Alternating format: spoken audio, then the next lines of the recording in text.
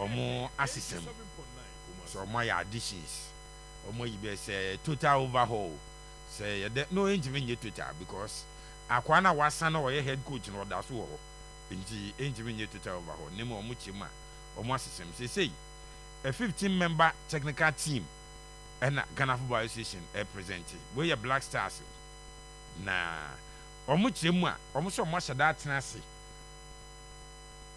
as a review your performance done di AFCON qualifiers nim and omo adjust suppose your performance where World Cup qualifiers nim nyina no maka bo mo chima otuado still on remain as the head coach omo the Winfred Anton Shafa Abba. He is a German as director of football technical advisor. Desmond Osei assistant Desmond and Mamudina Barcelona Omra Emerson and Nemu. Derek Bonsu athletic coach. John Pencil still Edasuo as assistant coach. Fatah Dauda keeping the position as goalkeeper's coach. Afe Prince Pambo team doctor. Chris Nidine de Peku ana or a psychologist. Edward Abebiu and so a physiotherapist. We echo Edema Samuel and Kama the Yakana Mazuano. Afe George the Grawe and so a chief video analyst. Awa Salifu Kanin a video analyst. Samson Amini Shado a team manager. Isa Madu a kids officer. And Rahman Al Hassan and so a kids officer. We ended the 15-member technical team. Ghana Football Association 24 are presented at the Ama Ghana for Yina or Modece say or Matransi Ashe AFCON the Yentimian qualify a hard dream P or Massisanium Ewo and I for my presented team. Na maybe sir changes near additions you or my ye. A bit me add something positive. Abba. Si team Yentimian qualify for AFCON. Now person we changes a woman technical team ma. You leave the head coach. Now for assistance ne I didn't blame mom. Yakofa technical advisor aba near di. A bit me enya positive impact be. Ewo ye team num. Na oshe Blasters team ye daho ya. Pepe. Abuja. Ma hu se wasi utrase. Oh yes sir. Every day aba. Almost all my changes, some of the technical advisor. But now me bisa earlier say obi two for composite over. Debbie. And this a shafa be who be no say no to add the seven na me boss. It ends there. No, and obi we advise you be you don't take the decision. Who advise you are not taking the decision. So befa so umfa no. Or not because he is the person in charge. General team, you better that bucket call for support. You better hold back. When you serious okra, sa guy be. Oh. Sa guy no you serious. Na no Rafa tell am ka say omo be chance here. It is a post to the from next week no. Wa as you are not speaking that language nationalism. Sebi nkwasi nationalism na dia kwaji who dia kwaji ska che obotom no. And na chese me menya nationalism on. San but then we work kakra we try as much as possible to be very responsible with our speech. But yes sir. Let nobody and let me declare some me empire me bopa say Ghana young qualify for World Cup no. I don't know. It is my biggest prayer. Why you say? And now me can say we qualify for World Cup na solve football problems. You have 4. And say your problems are solved. It is not the 2026 World Cup and after your football your problems are solved. Since you qualify for World Cup, near ma to 2 years near the government back only disappointing AFCON crowd one for yanko. Into a World Cup, what putting a step no. I say what take a further step. Any the government knows only home. Me new government. Who's the new government? Your friend Richard Kokusa Jambo. Me new government. Who's the new government? And I say me say me empire me call it on Ghanaians. Keto Kokusa ya mompa bebrebe. Be your phone lines no. Me select Ghana for say dan ye be World Cup qualify. Be Ghana for mompa say Ghana ninkugo. Ni free World Cup nim. Na nipa wuru nyansa say ese planning solve your problems no. World Cup, we have solved our problems. There is no problem with our football once we qualify for the World Cup. Me say I will challenge Obia. Yako 4, 2006, 2010, 14, and 22. Yes. Which problem in our football did we solve? We are rather being plunged further into abyss. We are plunged into destruction. Bottomless pit. Send the Bible. Baby, you're born a Koneketokreku. What to say Ketokreku is happy? We are Basini Bango League. That guy, I will come to him, I will address him. But the statement be the post to be made. Oh, this serious person, man, you know. Technical team, Nindy, aye. Dear, I feel you bet me. I say Sudan. It's Mr. Sudan with the yeah. Is to the one winning or the actions we have taken. I don't know Nipa problems are. What is so special about why can't Nipa administrate? Administrate. The way in a coach in Yadia. And Tinesia Kofa will fresh offer. Former AFCON winner at Neba. And say, Yako Belgium, according to my research on video analyst, no, on a Belgium Royal Belgium Football Federation, or video chief video analyst, and we lecturer. I was a penny of one kind of crew. And Omakofa, a psychologist for 17 years. One Royal Spanish football Belgium Football Federation, one na waya a psychologist, one na psychema, just a Belgium born a uncle for me. No, Yako for my bed. Nana, I call one for coach and everyone because coaching Yadia. To quite for video analyst. Now, was a penny, they make it look rough. Mikey Macabatra. It's West Ham for no coach now. No, I say West Ham for any video analyst. West Ham for any psychologist. Say coach in Yadia, coach in Yadia Buzapani. Nobody is speaking against appointing a psychologist for a team. And a video analyst, please, tell me, get me straight. But me say coach in Yadia, and I'm giving you examples. West Ham for Omu be baby. Lunia le petagino on Yadia. Hey, my your Manchester director Hagi. Yes, Manchester former video analyst 7. Now 3 year. Your ball game you your Mura dressing room or job report. Your ball first half of year. Or in-game report. Go for some of the manner. The obey no be say team no kura. What video report no be say no kura. Onyadia busapani. Let's be straight with people. Me say afiwe ya kan ya won tam se be kan no kura kire panyina how and fire ho. Catch me. What is so special about Utuado? Bibia nya special. They special about Utuado ne say Ketokre ku me say the Real Madrid man na obepam Carlo Ancelotti no do Utuado akoye coach. Then Liverpool boy your mu boy. So the team no market Ketokre na obey on a slot. No na the coach woni ma no. Urefi bofufun bi o metro ka che say Utuado performance interview no. Na say kono na hu na say amazing. Otuado did not apply for the job. Eventually as your mom ba interview ni nyina nyade no no the interview no. This is cooked. Cooked my fan of money we na me double so many and no never. And abuaka ye nyina yesimu. And a coach no Otuado onya ade da asem me kan sa Ghana for one timase. Otuado has never been good. It is not that aven one ade. He was not a coach. The fact that it was a penny you hold a coaching license doesn't make you a coach. Obia Onya tried and tested. When the Black Stars were in economics for say were descending at an increasing rate. The Black Stars were descending at an increasing rate. Speed near the cover. Na anuashe. Yako 2019 AFCON your film group stages. Your film round of 16 to Tunisia on penalties. Yako AFCON 2021 born 2022 ye film group stages. Abu Japani say oh pe coach na abdi abe rescuer. You don't go in for obia only coaching experience. Per the F na yana government pa na me di omo ya o. F no nkasa e di omo criteria by no mo say we top coach for at least 15 years. Otuado has never been a top men's coach, a proving winner. Almost say a proving winner. Onye cap be other no more match onye team. The first time on one team the ball match, and it's only Ghana. Was she say team here from Nigeria? No? Yes, World Cup playoff. The first time in Otuado's career, or she say team the ball match, Ghana versus Nigeria. Baba Yara. Qualify for World Cup. Ball 4 born Baba Yara. Qualify for World Cup.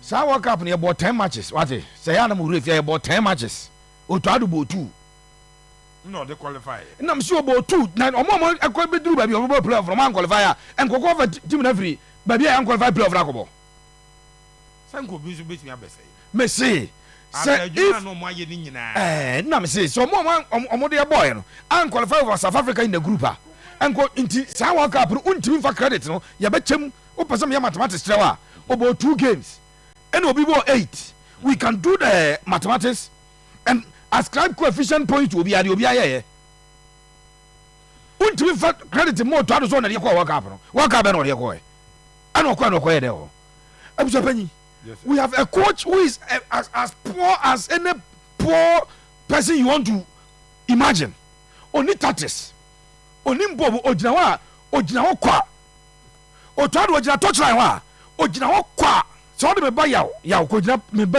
anim bɔ mu kyɛn no yaw ne kofi mi kɛ ɛka bɔ asɛm a ɔmo nim bɔ mu kyɛ Otuado na anim ko woyɛ coach anim bɔ mu a Ghana yɛ free in the AFCON qualifiers yɛate ka yɛ ne Niger ne wate asi park so ɛno nti na ɔmo de psychology because onim bɔ mu ɔmo ntɛkyi kan sɛ papa no meka kyerɛ sɛ nyɛ psychologist no ohia psychiatrist nana kɔsi ntɛkyi ntimi nka ɛnyɛ psychologist no ohia sɛ aka psychiatrist nana ɛsɛ kɔmode bi baba no yɛsure sɛ wobɛpɛ bi wɔ ha de ama no no kwasɛm wɔ mu sɛ busa panyi Otuado is not and he can never be a good coach ɔnya deɛ ma menkyɛ ewiase ɛnyɛ fɔ sɛ kyinkyia a wobɛyɛ head coach o na Jose Mourinho ɛwɔ owura bi Aito Karanka the heydays of Jose Mourinho ɔne nenam Aito ɛberɛ Jose ɛfiri Real Madrid no ɛna ɔdi sɛ ade sɛ ɔpɛ sɛ ɔyɛ establish no ɔsɔ team bi ɛma no dɔmawe ɔsɔ team bi ɛma no dɔmawe but no ne Jose na ɛyɛ adwuma ɔwɔ all the UEFA license ni nyinaa biribiara bi dadam ɛna wɔde Jose Mourinho akyi saa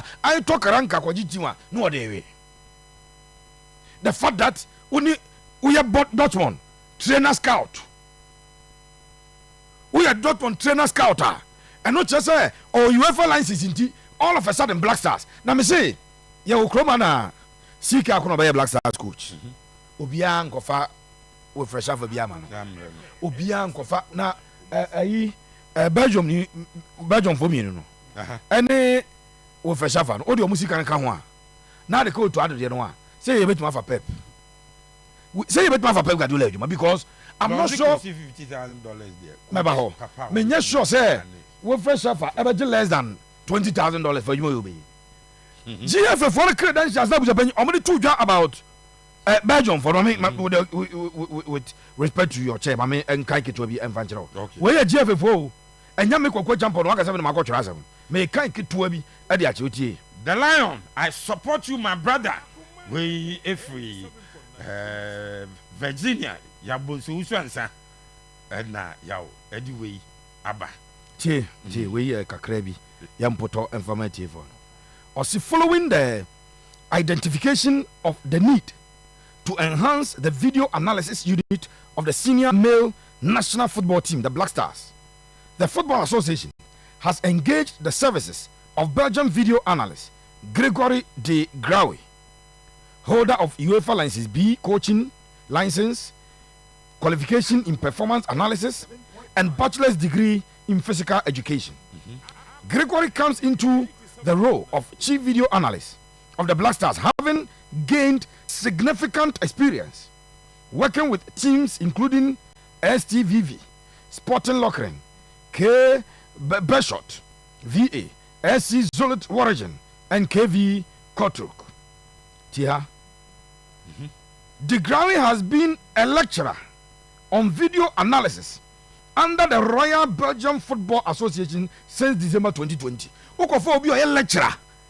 Our Belgium, omo Football Federation, omo lecturer o tire video analysis a only less than $10,000 boso me. Sure. Fair no to. Sure. Me nko omo psychologist na so no dey. Say black national team one pa na ya Argentina on. See. Omo di agro be kan match a. Omo di agro be kan match e be si a hye wo. Tie. As part of moves to strengthen the technical team of the senior male national football team, the Black Stars, the GFA has engaged Belgian Chris Pequoy as team psychologist. Yes. Chris Pequoy is an accomplished sports psychologist with a little over 17 years experience working with professionals in sports to enhance their psychological well-being. He worked with the Belgian Football Association for 15 years. Belgium first training obi oye football psychology 15 years as ageno. Enti ya de yankwa no Kwasi Apia de yakwa World Cup na James Kwasi Apia head coach. Maso Akunadu assistant coach. Goalkeeper trainer Richard Olele. Team manager na House of Folk. Former team event Shabankwe. Any ye share obi a any ye share Egypt says okurum ne qualify. 6-2 Mikaipa. Any qualify me wa. Milovan Rivak mo de yakwa World Cup no. Milovan Rivak head coach, assistant coach Maso Akunadu sa na ye share na ye boy ne koye. And then person yakwa World Cup. Your head coach, your son, Wakofa, Wilfred Antoine Schaffer. Wilfred Schaffer, 2001 or sign contract at the Cameroon.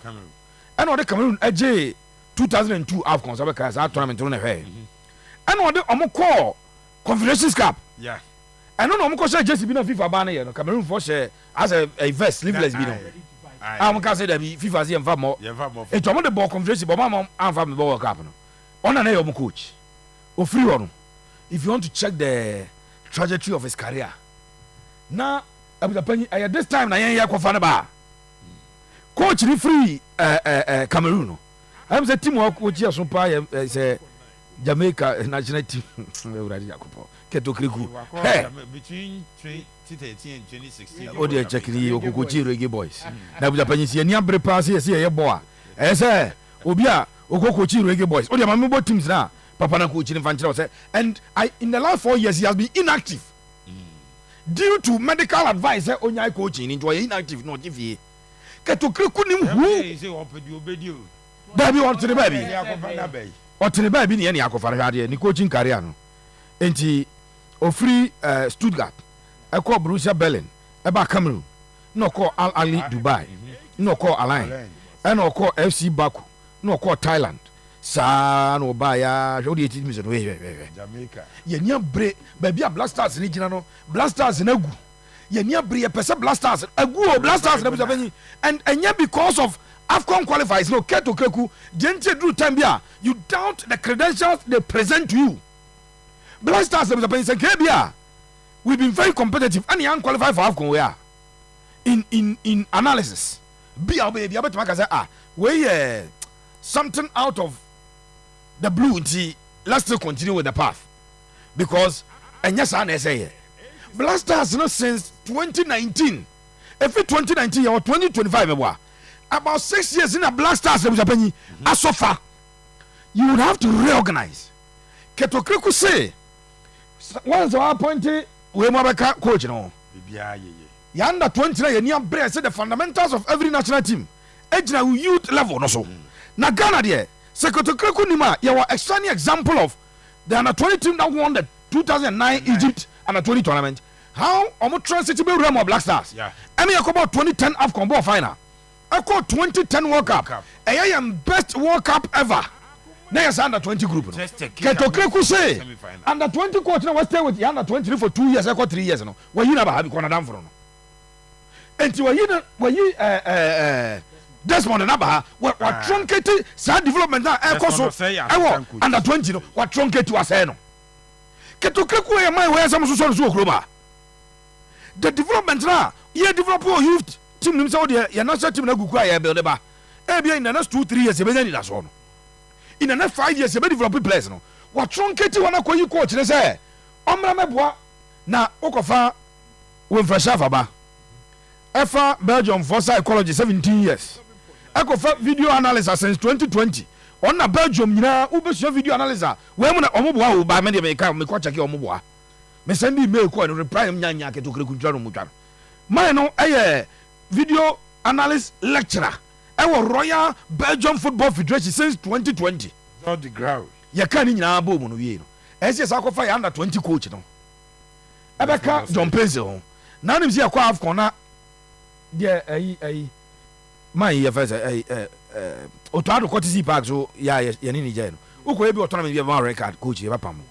Ya pam na woni bi say John Pencil na ba be gina la touch that next game. Question I was a madness. Say a pam na.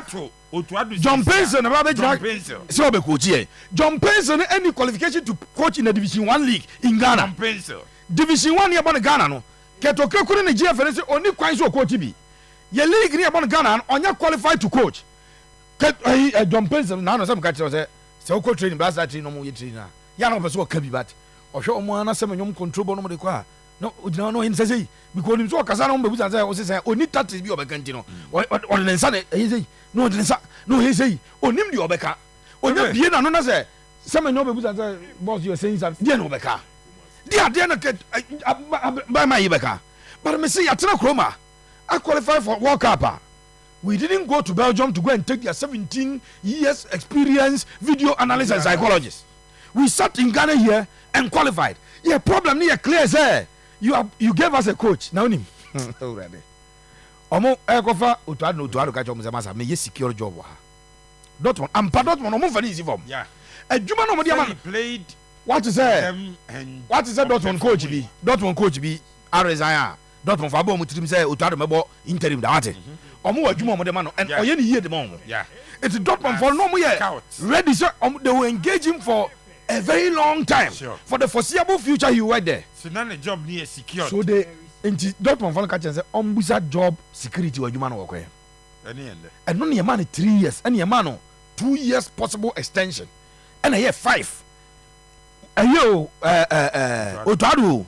And your man 3 years, your man 2 years of possible extension. The account say 5 years. O my blasters adwuma.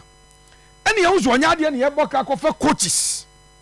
Until all we are doing now, you take a decision yet. Instead of okay, yeah, near buy. But because Otuado catch him say if you want to sack him, you will pay the remaining month of his salary ni nyina obagiri nyina. Omo tiase e sign sa contract ni no. Ene ye nko kan cha ban say ye ka se ye pam na sika no dose dodo ye nya. E je ne ye mfa bi meka ho. Ni ye motor pay na ka more. Ni en ka cha ban say ye ko work up na sika be ba ntie be tie frim. E je nya problem. Na ban so atiase ene na akofa wo fresh afa ba.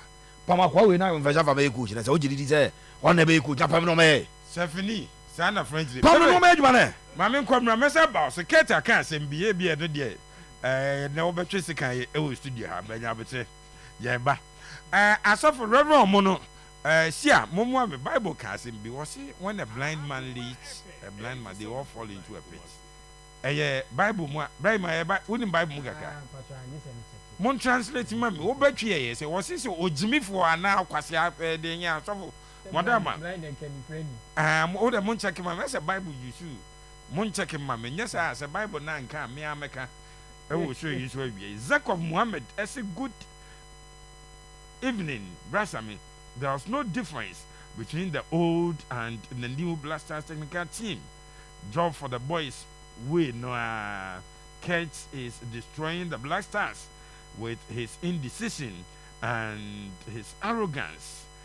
We will hold him responsible if we fail to qualify for the 2026 World Cup.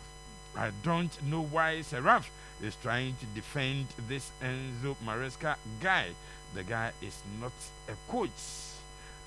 Kasankwa Sa Edna Zakov Edi Abba. Matthew chapter 13 verse 14. Okay. Or say, if a blind man leads a blind man, both will fall into a pit. Mumpe tree Bible no na mum said ye tree ne kan na mamwe. O kan say tree ni de no kan ye pa in fact. Mesamo penny no translate echo tree no say broni translate. Ai. Yenya ye language no kra broni na. Say nipa be. Mesamo mumpe tree version na mam o kan say o say abusia kindly tell Sarab that no o say abusia kindly tell Pepe that I'm with him on this. We will organize prayers and all night to ensure Ghana does not qualify. Head of events, Akobe Feway every TIO and Abba. Saraf, technical team no penny for a revamp and catch the assembly to after Omode Sir list we ever to Ghana. Medeba, but team in the every team will try to add us head coach. So you've been wondering why Fire Otuado. Now, this is the reason. lawman, the other, easy to fire him because any contract be basically. They're easy to fire him.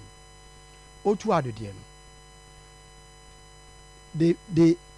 there's a cost component if we fire Otuado. See, Nyansa and Kenipakra was science our control, and then I send money to a best our customer. So, because Omunim Nyansa, our contract no more sign.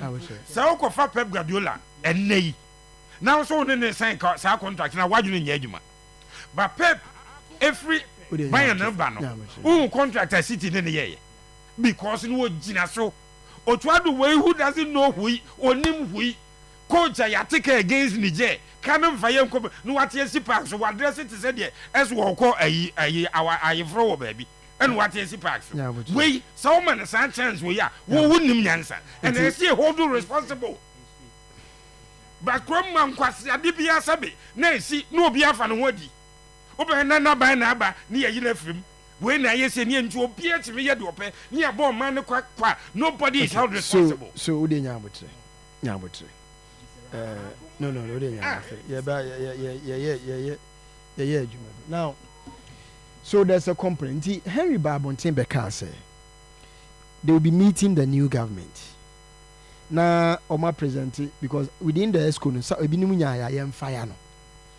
But o fire na, it was mind you, almost than 4 months. And our fire no so there's a number of months within the contract. I was all the man contract on one sign. Yes, we bet me a question contract and say who in his right hands say Utuado we the Ghana team ma na say fire nko AFCON. Na yes. No, I was the man one sign but maybe I'm just hard. What assuming say I mean on my yes hard and we fine.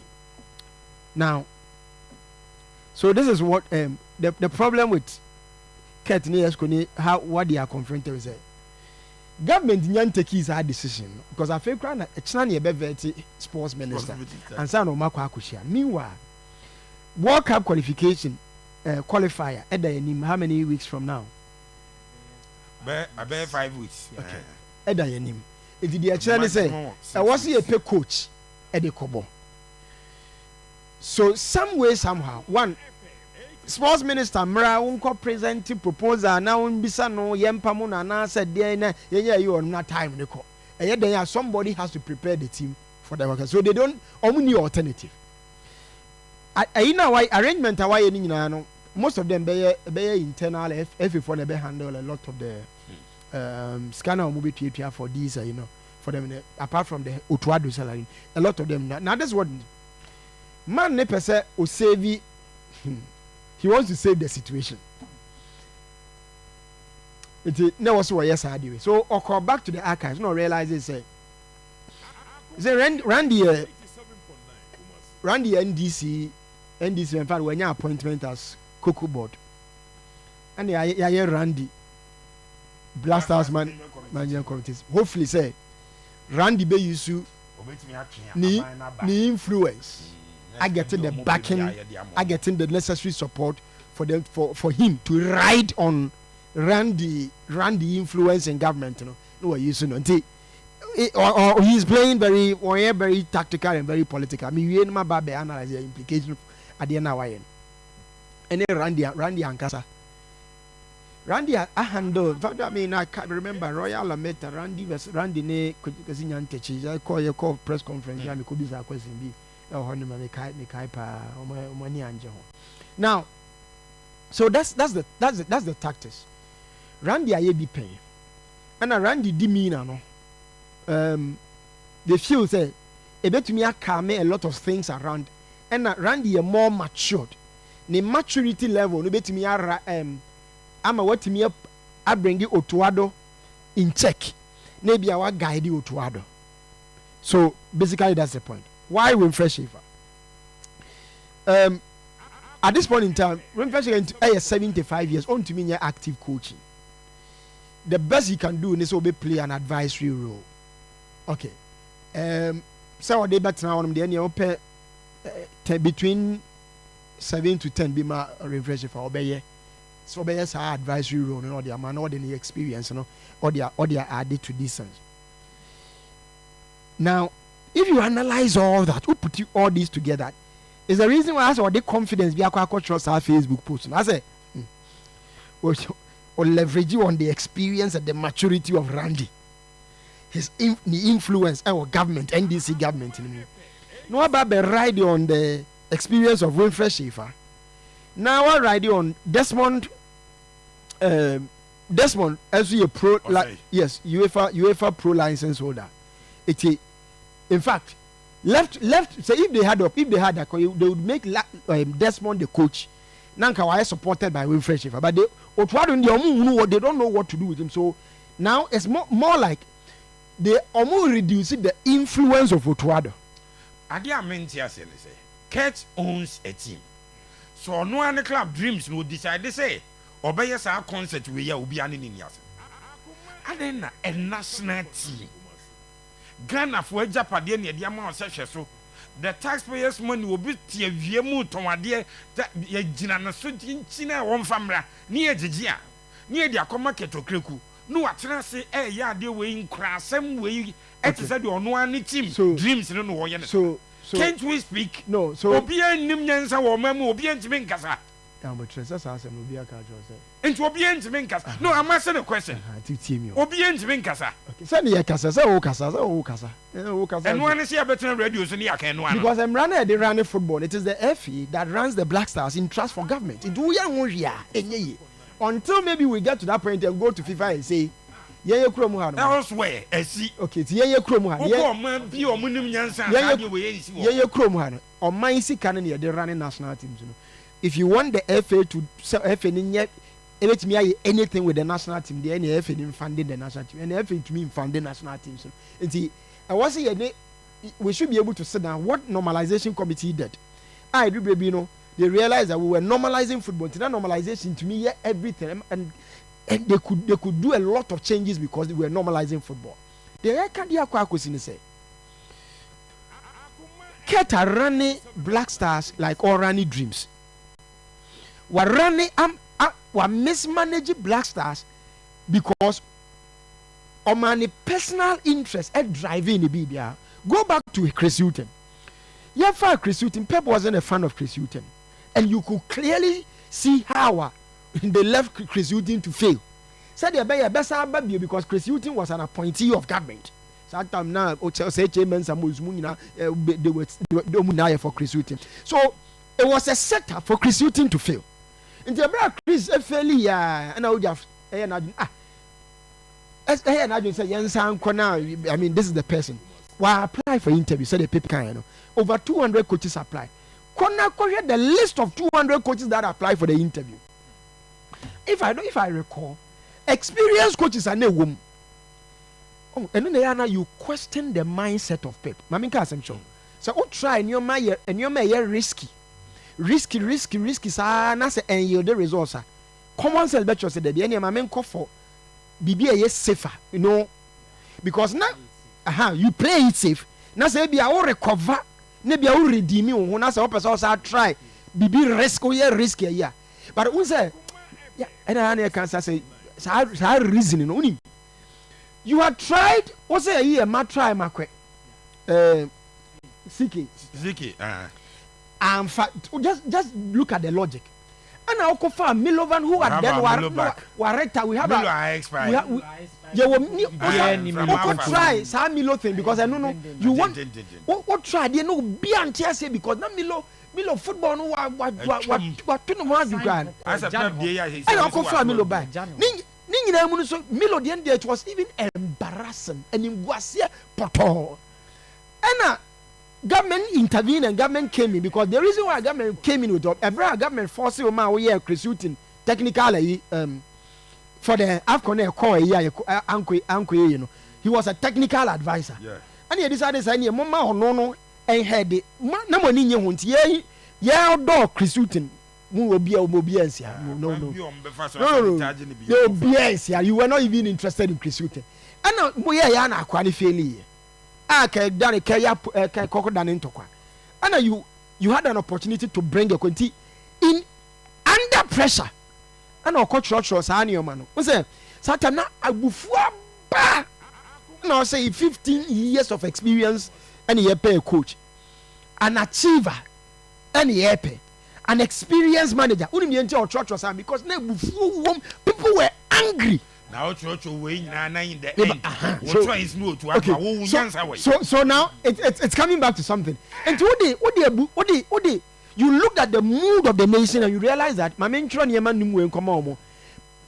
potential head coach should be a proven winner. A proven Top winner. men's national team football must have a football philosophy that aligns with the Black Stars DNA. Must hold the highest football license and has been coaching for 15 years. 15 years Proven track experience record in in team reconstruction organization. And I'm going to try to new way in buy because na sata uni the entire release Ghana yɛ serious Meba.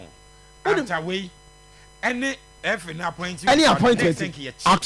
absolutely because this when the chair will say Na When we yes, are near good. na No. ne sɛ football no mbɛ mi yɛ gya bɔ kora See, nti yeah, yɛ gya gya bɔ. bɔ So- save some money. make so if you know say FA posture so man yabufu a they have a way of behaving say before ni kɔ fam a na ɔmo behavior nso nti ɔmo kɔ Cameroon na AFCON de ekogu yɛ ho anim ase no they were not even talking ɔmo hwɛ ya na obi antumi mɛyɛ interview no apology ti nneɛma tempo ne drop yɛ no ɛna akwa no bɛka asɛ mo wa yi bi ayo a mo nka nkyɛn no so they look at the mood of the nation and then they try to gauge and then they go nti satam ni amanfo buof na ɔmo de saa adeɛ wei ba na ɔmo yɛ flyer na ɔmo release yɛ tempo ne drop yɛ amanfo abufu obi a adwene fi hɔ na ne nkurɔfoɔ no saa kɔ back to Otuado yɛkɔ Otuado na Otuado win percentage was 33% in the first coming me no ka say Otuado win percentage aba abɛduru 23%. Yɛ- Crazy Yɛwɔ aban wɔ ɔman mu ha. Yɛwɔ ɛfi. na ban ɛwɔ ɔman mu aban ase deɛ wɔ ɔnyɛ bi ayɛ bɛn din deɛ aban bɛyɛ ne sɛ see deɛ aban bɛyɛ ne sɛ nyansa no ɔmo nim o sɛ yare o sɛ dam o sɛ den o wuntumi nhu. deɛ aban bɛyɛ ne sɛ aban kan sɛ mommra mɛgye sika nkɔpam no but government me I don't think that NDC government based on challenges egu n'anim wɔ hanom no bɛba ayɛ sɛ mommɛgye sika nkɔpam Otuado they won't care nti wɔn they realize that there's no way saa adeɛ no bɛbɛ nti ɛne the best we can do ni sɛ yɛn assemble a team Sɛ so ɔmo na asesɛm na ɛbɛkɔ na yi. ɔmo support man no yes ɔmo limiting the authority now Otuado will not have total control over the Black Stars like he used to making mistakes with appointment Otuado report ɔno akyerɛ sɛ na appointment ɔyɛ for ɛde Kudus bɛyɛ you know it generated a problem for him and he realized it. Inexperienced manager ɔnwene saa adeɛ ni nim saa adeɛ ni nya onim sɛ Experience. no Yɛ nyansa na wunim. Use the right word. o kind of say Wunim nyansa. ɛma yɛ ntumi nya ɛnti na no ɔbɛtumi ayɛ saa adeɛ no. saa adeɛ na he's what Eh. deɛ ebetumi ayɛ A ne sɛ wise man will not do that. yɛbɛtumi ayɛ ne sɛ we can give Otuado an opportunity to learn to make mistakes and learn saa bi emeduru baby no na afei Na blasters no. no ɛyɛ kɛtɔkɛ gu dia. me ni problem yɛbɛtumi agya Otuado bɛyɛ 10 years Otuado eventually will come good ɔbɛba abɛyɛ good because ɔbɛsua from ne mistakes saa na wɔyɛ improve Ɔnkɔfa ne but the papa ti. problem is Na that ɔmfa nkɔsua wɔ hɔ. the Ɔnyɛ 10 years. the problem is that and this is what Kurt is trying to do and that's why wakɔ akɔtwerɛ on Facebook Kurt what I've come to realize that nye obi ɔte borɔfo bi anim Yabotrɛ mɛba hɔ menya mfɛ no ma wo. Brɛma meba wo so ma memfa saa Kate appeal no nhyɛ aseɛ. Kate ɛna atwerɛ wo yi ne Facebook page ɛna ɔde ato hɔ. Ɔse let's give our team our support. With the announcement of both the management committee of the Black Stars and a revamped technical team, it's now our time to be truly Ghanaian and to get behind our team once again with that singular ambition of bringing our team back to winning ways. Ghana, our beloved country, has gone through this challenging period before, but Ghana having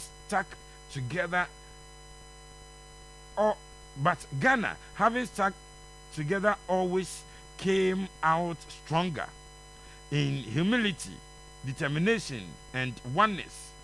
We have and we will bring smiles back to our people with your support. Let's support our Black Stars with all our might. Our players need you. Our players need us. It is time. We Kate Okreku on his Facebook page. Now, Loziku, a ESCO member, or see, say $50,000 and I'm also moving ama coach dia. And your coach I'm waiting dia fana ya every coach be it is to have the more.